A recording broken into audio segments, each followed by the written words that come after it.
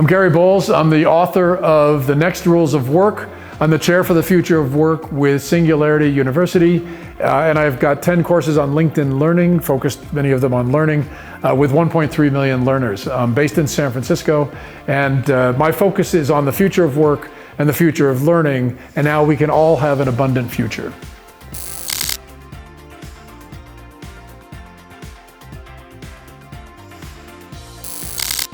Innovation can be used to help people prosper through higher education in a variety of different ways, but what's most important is to be thinking about the kinds of problems that higher education encourages people young and old to be able to focus on. So once you understand the problem that you're trying to solve, and hopefully we're encouraging people young and old to solve bigger and bigger problems, then the process of innovation becomes how we help them to become lifelong learners, how we help them to be able to continually understand the ways that they can leverage their skills and develop new skills to be able to solve bigger and bigger problems.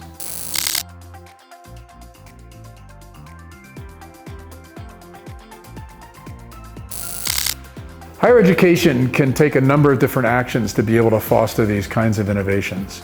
First off, they have to change the model. There's no question. I've written extensively of what I call unbundling higher education. And instead, as my friend Esther Wojcicki says in her book, Moonshots in Education, instead of focusing on traditional education with the teacher who is the sage on the stage, we need to shift to a model of what she calls the guide on the side, and how we have this process of encouraging young people and old to be the leaders in their own process of learning.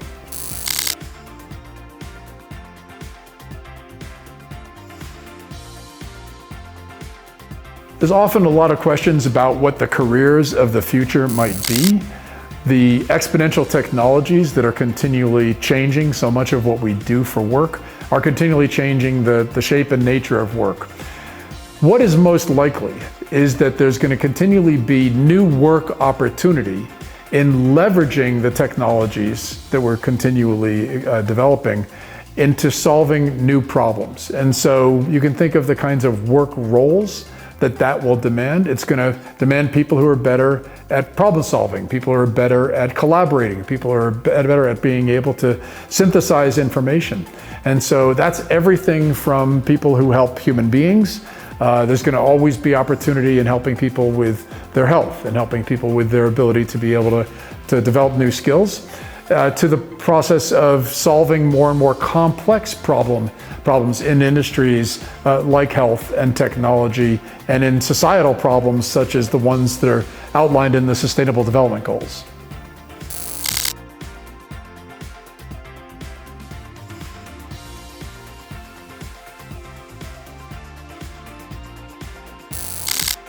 A lot of times educators ask me about ways that you can actually leverage technologies in the most appropriate ways in the classroom and beyond. And so first off, I suggest that educators and anybody that's in a learning context think of it as a tool set. All of these technologies and techniques that we use are just tools that we as humans can leverage. So what's most appropriate in a classroom and beyond?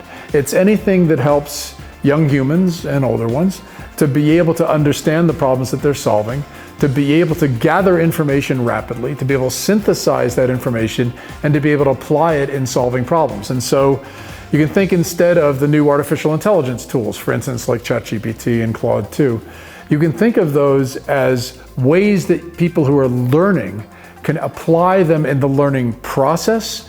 And that needs to be done transparently. It needs to be where we can continually see the results, and they're being transparent in their leveraging of the tools. But it's also important for the educators.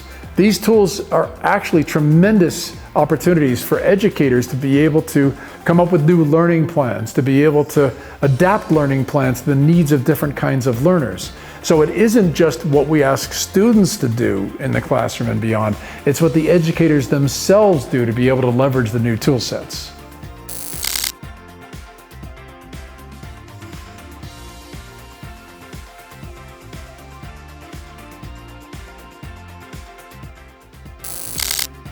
Some people often ask, well, should I be afraid of these technologies or should I be hopeful about these technologies? And the answer is yes. The only reason to be afraid or be worried about the technologies, to optimize for them, is that the technologies are not perfect. So don't be afraid of them that they're going to take your job or they're going to make it so difficult because students are so far ahead of you. But we need to be careful because a lot of these technologies are imperfect and they can give inaccurate answers and they can help students to get the idea that maybe they can solve all these problems that they don't have to solve. The reason I want people to be, especially educators, to be hopeful is that these technologies are actually quite useful in helping us to solve new problems. And so if instead of seeing them as a threat, we see them as opportunity. We see them as tool sets, just as like we did with the calculator. We used to say, no, you have to do long math. But, well, who does long math anymore? That's why we have that tool set. And because most young people are walking around with these digital distraction machines, they've got a tool that's accessible to them to be able to continually bring into the problem-solving process. And so educators need to understand how they can best leverage them and not be afraid of them. So there's a difference in the kinds of skills that we use. There are skills that I often call flex skills, which are usable in a range of different situations, sometimes called soft skills, unfortunately. And then there's bodies of knowledge, what I call know skills, K-N-O-W in English. And what is important to understand is that we can gather information so much more rapidly than people even did in the past. And so we can gather bodies of knowledge. We can leverage this tool set to be able to learn so much more quickly and effectively than we did in the past. What we have to understand is that the shelf life of that information, it can decay so quickly that we have to continually be learning new information. We can't just see it as we might have done in the past, where we learned a body of information and then you don't have to learn for the rest of your life. No, we're going to find that more and more bodies of information will continually be updated, and that pace will only increase.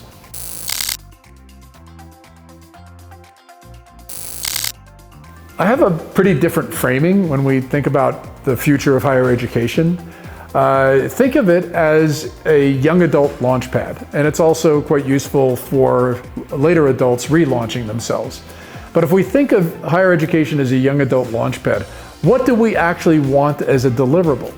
If higher education just focuses on that question, then it will continually adapt. I co-produced a conference on the future of higher education all the way back in 2010, and I wrote an article called Unbundling Higher Education on Medium 14 years ago, and the process is thinking how higher education becomes this flexible platform on which learners can develop a love of learning, a process for lifelong learning, and that will increase higher education's relevance.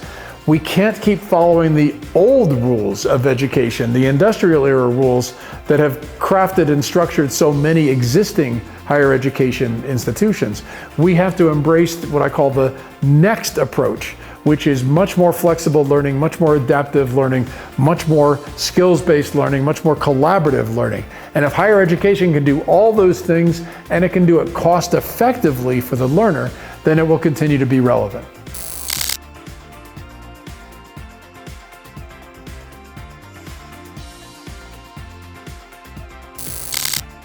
So one of the things that's so inspirational about Universidad de la Libertad is that what we say in Silicon Valley all the time is you can try to fix an existing system, but that's really, really hard.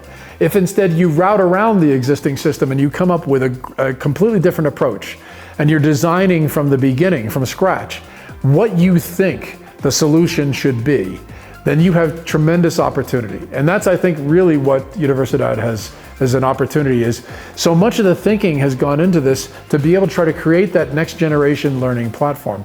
And I believe that's a vanguard, that the Universidad is part of a vanguard of next generation learning institutions that will lead the way for the more traditional ones.